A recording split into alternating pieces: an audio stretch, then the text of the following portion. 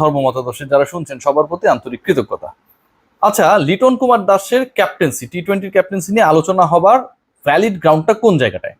অবশ্যই একটা valid ground রয়েছে, আমরা বিরোধিতা করি, আমিও আসলে পক্ষে না, আমি মনে করি তাসকিনকে ক্যাপ্টেন্সি দেওয়া উচিত, কিন্তু ভ্যালিড গ্রাউন্ড যদি আপনি খোঁজেন তাহলে সেই গ্রাউন্ডটা হচ্ছে উইন্ডিজের বিপক্ষে, যারা দুবারের টি-20 ওয়ার্ল্ড কাপ চ্যাম্পিয়ন। সেই দলের বিপক্ষে ওয়েস্ট ইন্ডিজে গিয়ে লিটন কুমার দাস একজন ক্যাপ্টেন হিসেবে 3-0 বাংলাদেশকে জিতিয়ে এনেছেন। লিটনের পারফরমেন্স নিয়ে অনেক প্রশ্ন থাকতে পারে, কিন্তু তার নেতৃত্ব, সেই সময়ে তিনি যেভাবে সকল প্রেশার নিজের কাঁধে নিয়ে প্ল্যান্ড ওয়েতে সেটাকে এক্সিকিউট করে বাংলাদেশকে অসাধারণ একটা জয় এনে দিয়েছিলেন, টিমটা জয় এনে দিয়েছিলেন, লিটন কুমার দাস তো ডেফিনেটলি ক্যাপ্টেন্সি ওয়াইজ নিজেকে প্রুভ করেছিলেন। যে কারণে লিটন কুমার দাসের ক্যাপ্টেন্সি নিয়ে, পার্মানেন্ট ক্যাপ্টেন্সি নিয়ে ডিসকাশন ইজ অন। ফারুক আহমেদের বোর্ড লিটন কুমার দাসকে টি-20 ক্যাপ্টেন করতে চায়। যদি সেটা লজিক্যাল হয়, let's come to the point, আমরা কত বড় সিন্ডিকেট বাজি করি সেটা এখন আমি আপনাদেরকে প্রমাণ করে দিব। সেটা যদি হয় লজিক্যাল, তাহলে ওই পার্টিকুলার সিরিজে বাংলাদেশ যেখানটায় 3-0 জিতলো, লিটন কুমার দাসের পারফরমেন্স যেখানটায় 0, সেই উইন্ডিজের বিপক্ষে উইন্ডিজে গিয়ে যেই ক্রিকেটার টানা 2 ম্যাচে অসাধারণ ব্যাট করে বাংলাদেশকে আসলে জেতাতে নেতৃত্ব দিলেন, শামীম হোসেন পাটোয়ারি, লিটন যদি খারাপ করেও ক্যাপ্টেন্সির কারণে দলে থেকে যান এবং লং রানে ক্যাপ্টেন হয়ে যেতে পারেন, সেই আলোচনায় সেই প্রসেসে থাকতে পারেন, তাহলে সেই সিরিজে ভালো করা টানা 2 ম্যাচে বাংলাদেশকে জেতানো, 1 ম্যাচে man of the match Shamim Hossain Patwari কেন কেন্দ্রীয় চুক্তিতে থাকবে না? কেন থাকবে না? লিটন যদি পারফর্ম না করেও ক্যাপ্টেন হতে পারেন, ওই আলোচনায় থাকেন, শামীম পারফর্ম করার পরেও ক্রিকেটারদের যে 22 জনের, 23 জনের, 21 জনের তালিকা তৈরি করা হয়েছে, সেই জায়গায় তিনি থাকবেন না কেন? Let's discuss about the performance, what actually Shamim did দেয়ার। দেখুন, প্রথম ম্যাচে শামীম খেলেছেন মাত্র 13টা বল, করেছেন 27 রান, স্ট্রাইক রেট হচ্ছে 207। শেষের দিকে নেমেছেন, পিটিয়েছেন, এবং ওই পার্টিকুলার ম্যাচে বাংলাদেশ ডাবল ডিজিটের রানের ব্যবধানও জয় পায়নি, সিঙ্গেল ডিজিট ছিল। তার মানে তার 13 বলে 27 রান কত ইম্পর্টেন্ট। পরের ম্যাচটায় আসুন, সেখানটায় তিনি 17 বল খেলেছেন, করেছেন 35 রান, স্ট্রাইক রেট 205। পরের ম্যাচে, মানে থার্ড ম্যাচে তিনি রান আউট হয়ে গেছেন, ওটা কথা বলে কিছু নেই। 3 টি-20, একটায় 13 বলে 27 আর একটা 17 বলে 35। 17 বলে 35 যেদিন করলেন, সেদিন বাংলাদেশ টোটালি করেছে 130-এর মতো, তার মধ্যে 17 বলে 35 করেছেন আমাদের শামীম হোসেন পাটোয়ারি, এবং তিনি ম্যান অফ দ্য ম্যাচ হয়েছেন।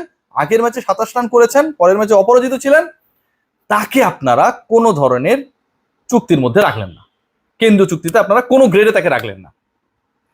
ওই কিরে মধু মধু মধু সাব্বির রহমান যেমন একটা সময় জাতীয় দল থেকে বাদ পড়ার পর বিভিন্ন জায়গায় পারফরমেন্স করার পরেও আপনারা খেয়াল করে দেখবেন যে কোনো ধরনের কোনো হিসাবের দলেই থাকেন না, এ টিম এমার্জিং টিম অনেক কিছু হয়। শামীম হোসেন পাটোয়ারি যেন সেই ওই কিরে তরমুজ বিক্রেতার স্লোগানের মতো আসলে তার ভাগ্যকে মেনে নিতে বাধ্য হয়েছেন। অনেক থাপড় টাপড় দেওয়ার পরে, তরমুজ কাটার পর অনেক সময় সাদা বের হয়, তখন তিনি একটা লাজুক হাসি হেসে দেন, মানে তিনি যে এক্সপেক্ট করেছিলেন সেই এক্সপেকটেশনস এর সাথে রিয়েলিটি মেলে না। শামীম হোসেন পাটোয়ারি পারফর্ম করার পরও যে এক্সপেকটেশনস করেছেন, সেটার সাথে যে 3 জন সিলেকশন প্যানেল রয়েছেন, তারা যে তালিকাটা তৈরি করেন, ভাগ্য নির্ধারিত করেন যে পরের 1 বছরে কে কয় টাকা বেতন পাবে, তাদের সেই কলমের খোঁচা, তাদের সেই মতামত, তাদের সেই আমি কাইন্ড অফ ব্যক্তি পছন্দের যে হিসাব নিকাশ, সেখানটায় শামীম হোসেন পাটোয়ারি টিকতে পারেন না। Let's come to the next point, Sabbir Rahman. সাব্বিরের কথা যদি আমরা বলি, তাহলে এই পার্টিকুলার ক্রিকেটারকে নিয়ে আলোচনাটা হয়েছেই মূলত ঢাকার হয়ে যখন তিনি খেলা শুরু করেছেন। ঢাকার হয়ে লাস্ট বিপিএল এ সুযোগ পেলেন, মনে করা হচ্ছিল যে কিছু করতে পারবেন না, তারপর করে দেখিয়েছেন। সাব্বির চলমান ডিপিএল যে খুব খারাপ করেছেন, সোফার নট রিয়েলি। পার্টেক্সের হয়ে খেলছেন, খুব বড় দলের হয়েও খেলছেন না, কিন্তু যেই ক্রিকেটার প্রতিভা রয়েছে, যেই ক্রিকেটারের মধ্যে সেই মালটা রয়েছে, আপনি তো নিশ্চয়ই তাকে সেই প্রসেসের মধ্যে রাখবেন।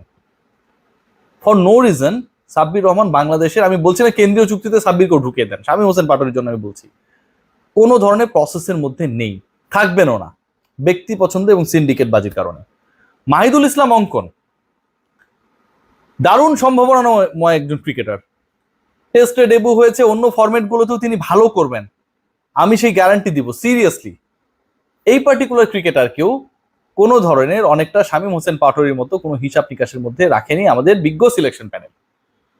এবং পারফরমেন্সে যদি শেষ কথা হয়, পারফরমেন্সের ভিত্তিতে যদি আপনারা আপনাদের গ্রেডিং সিস্টেম করেন, আপনারা আপনাদের স্যালারি স্ট্রাকচার করেন, আপনারা আপনাদের সেন্ট্রাল কন্ট্রাক্টের লিস্ট করেন, তাহলে মুশফিকুর রহিমের গত 13টা-14টা ওয়ানডে ইনিংসের যে পারফরমেন্সের অবস্থা খারাপ ছিল, আপনি তো রেখেছেন, রিটায়ারমেন্ট তিনি পরে করেছেন, আগে কিন্তু আপনারা তাকে রেখেছেন, তাহলে আপনি কি হিসাবে রাখলেন? নাম দেখে ভয় পেয়েছিলেন?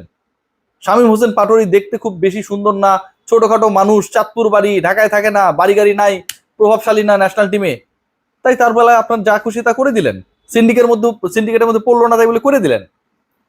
প্রিমিয়ার লিগ আপনি খেয়াল করে দেখেন, এই ক্রিকেটারই ন্যাশনাল টিমের হয়তো বাংলাদেশকে ওয়েস্ট ইন্ডিজের বিপক্ষে ওয়েস্ট ইন্ডিজের মাটিতে 3-0 জেতাতে একটা বড় রোল প্লে করলেন। টি-20 হিস্ট্রিতে বাংলাদেশের এভার বেস্ট সাকসেসগুলোর একটা।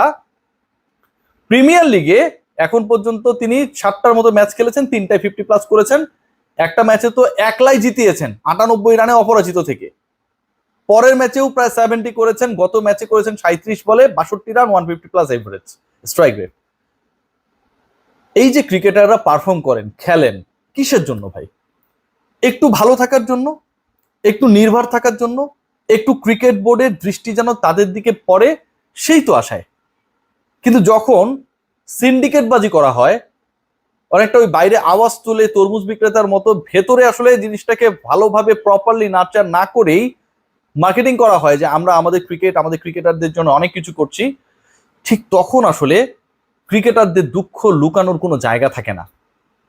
আজকে শামীমের জায়গায়, আজকে অঙ্কনের জায়গায়, আজকে সাব্বিরের জায়গায় যদি অন্য কোনো বড় নাম থাকতো, আপনারা ঠিকই সেই নামগুলোর ঢাকঢোল পিটাতেন। আমরা যখন প্রশ্ন করতাম, ঠিক তখন আপনার প্রপারলি ওই প্রশ্নগুলোর অ্যান্সার দেওয়ার জন্য রেডি থাকতেন। আজকে শামীম পাটোয়ারিরা ছোট ক্রিকেটার দেখে কারো কোনো ধরনের আগ্রহ নেই তাদের ব্যাপারে, এবং এই সিলেকশন প্যানেলের অবস্থা এত খারাপ হয়েছে, এত বাজে পর্যায়ে পৌঁছেছে। বিশ্বাস করে দেখুন যে প্রিমিয়ার লিগে খেলা চলছে, আজকে সম্ভবত খেলা দেখতে গেছেন দু একজন, যতটুকু আমার কানে এসছে, আমি নট শিওর যে আজকে গেছেন কিনা। আজকের আগ পর্যন্ত ঢাকার বাইরে ভেন্যুতে সিলেক্টররা কেউ খেলা দেখতেই যান না। শামীম পাটোয়ারিরা যে ভালো করেন, সাব্বির রহমানরা যে ভালো করেন, মাহিদুল অঙ্কনরা যে ভালো করেন, এই খেলাটা তো দেখতে হবে ভাই। লাস্ট বিপিএল এ মাহিদুল ইসলাম অঙ্কন যখন নিচে ব্যাট করছিলেন, আমার আফসোস হচ্ছিল যে ও আরো উপরে ব্যাট করে না কেন। সিলেক্টররা খেলা দেখেন টি স্পোর্টসে, সিলেক্টররা খেলা দেখেন টি স্পোর্টসের অ্যাপে। তাহলে ভাই আপনার আর আমার মধ্যে পার্থক্যটা কি? ওই পোস্টে বসে এত টাকা বেতন নেওয়ার দরকার নাই তো, টিভিতে তো আমরাও খেলা দেখি। ফারুক ভাইয়ের সাথে কোনো একদিন ইফতারের সময় বললাম যে অমুকে ভালো করে, অমুকে খারাপ করে, আপনি এর নেন, ওরে বাদ দিয়ে দেন। আপনাদের কামটা কি তাহলে? ক্রিকেটাররা ফজরের নামাজের পরই সাহরি খেয়ে চলে যায় খেলতে বিকেএসপিতে, 2 ঘন্টা 2.5 ঘন্টা জার্নি করে, খেলা শেষে আবার ঢাকায় ব্যাক করে। কি হৃদয় বিদারক অবস্থা, তাই না? আর আমাদের মহামান্য সিলেক্টররা, তারা ওই পর্যন্ত যেতে অনীহ, তাদের ভাল লাগে না। বোর্ড ডিরেক্টররা দুবাই যদি হয় খেলা তাহলে ঠিকই যাবে, পাকিস্তান যদি হয় ঠিকই যাবে খেলা দেখতে, সুটেড বুটেড হয়ে সেখানটায় চলে যাবেন আপনারা। বিদেশে 5 স্টার এয়ারলাইন্সে যাওয়ার একটা মজাই আলাদা, তাই না?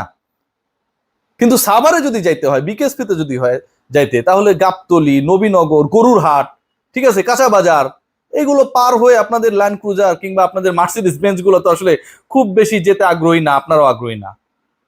তাই আমার কাছে মনে হয় যে আসলে শামীমদেরকে চিরতরে বাদ দিয়ে দেন।